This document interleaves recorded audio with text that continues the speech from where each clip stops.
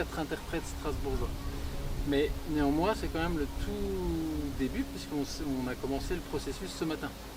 Donc le moment de psychanalyse vient de démarrer. Ouais. Quand je dis psychanalyse, parce qu'il y a un travail il y a une discussion, un échange qui doit être quand même relativement approfondi pour cerner, savoir, connaître l'histoire un peu de chacun des interprètes, qui ils sont culturellement, quels sont leurs caractères, parce que c'est un peu la matière, c'est vraiment eux qui serviront à composer ce portrait. C'est pas quelque chose qui est écrit en amont trop, ça va être fait avec eux dans le but de réaliser ces films. Il y a 4 films qui vont être réalisés, 4 fictions, et c'est ce que je disais à Joël ce matin, qui seront peut-être 10% de ce qu'ils sont, peut-être 80% ou pas 100%, hein, parce que ça reste une fiction, mais ça ne sera pas 100% dans le sens où c'est pas un documentaire. Et c'est pas non plus une vidéo de danse, c'est vraiment un film, mais qui s'inspire de leur histoire.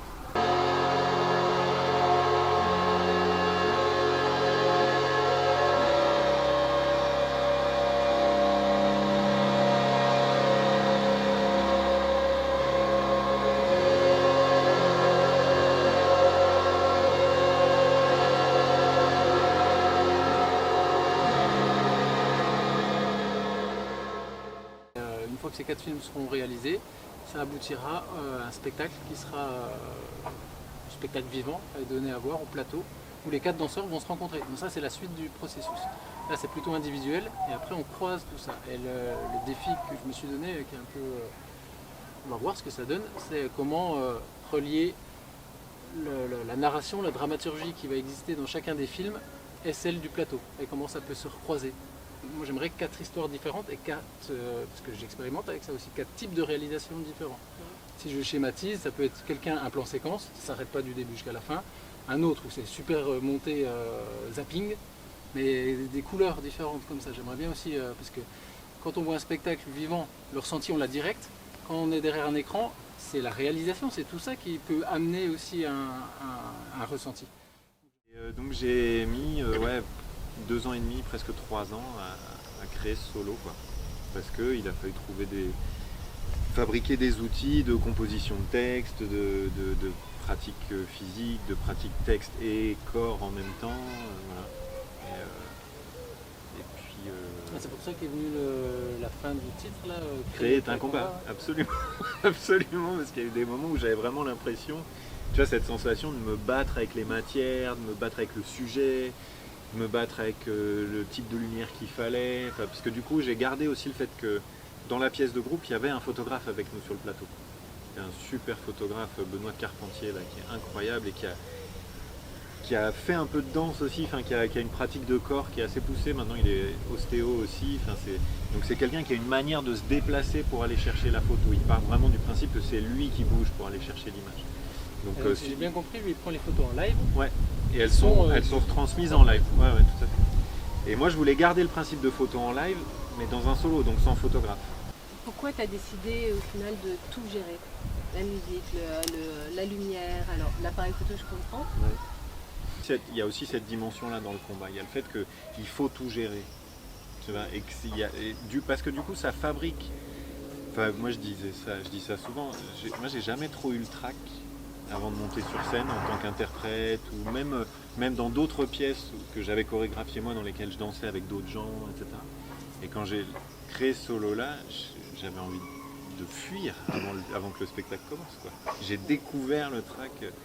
Et parce cette machine-là, le fait de devoir tout faire, etc., ça me met à un endroit de concentration, alors d'inquiétude aussi d'une certaine manière. Ouais, mais en même temps, ça m'emmène à un endroit qui est particulier aussi.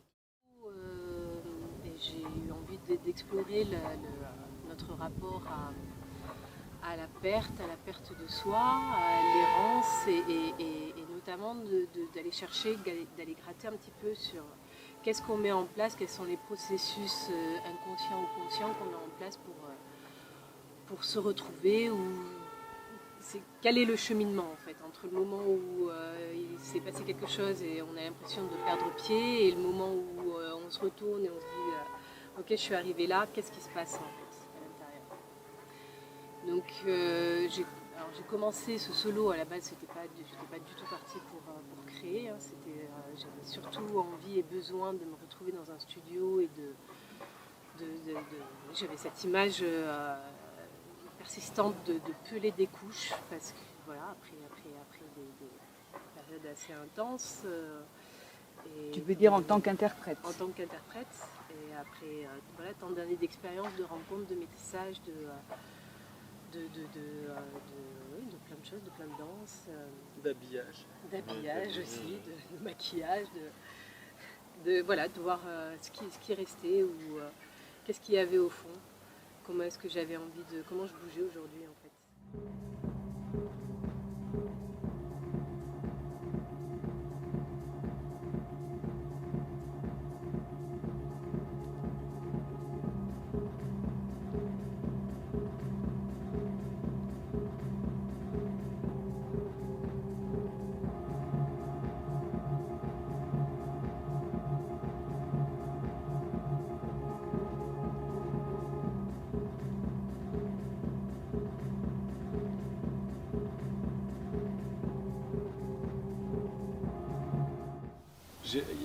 Ça m'a frappé, tu vois, j'y repensais tout à l'heure, là, toutes les gestuelles à un moment de déchirement. Tu sais, quand tu étais allongé au sol là dans le dos,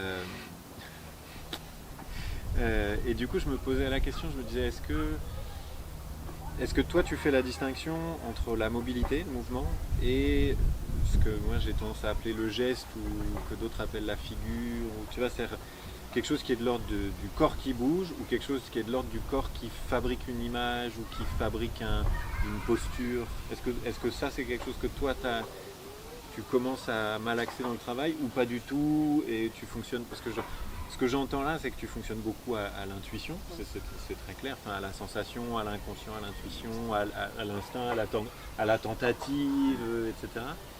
Et je me demande si au moment, là où tu en es du travail, est-ce que tu commences à regarder aussi ces choses-là? Ça rejoint ce que tu disais sur la question de la composition, c'est-à-dire est-ce que tu commences à regarder ces choses-là, ou est-ce que c'est encore trop tôt, ou est-ce que ça t'intéresse pas du tout, peut-être aussi, tu vas de fonctionner de cette manière-là, c'est pas... Si, mais justement pour ce passage là sur les 3 positions, ouais, celle-ci, la première, ouais. Ouais. Elles sont inspirées d'un illustrateur qui s'appelle Fernando Vicenzo, et qui a, c'est souvent des portraits de femmes très élégantes, un peu style années 50, 60, avec une partie du corps où il n'y a plus de chair.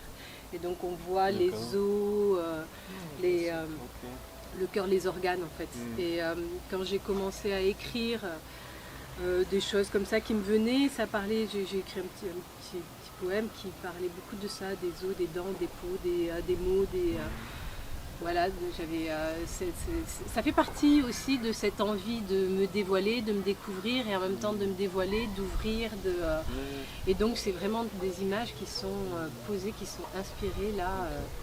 Et qui pour le coup ça rejoint la question de l'écriture aussi. Celles-ci, elles sont écrites. Elles sont écrites, oui.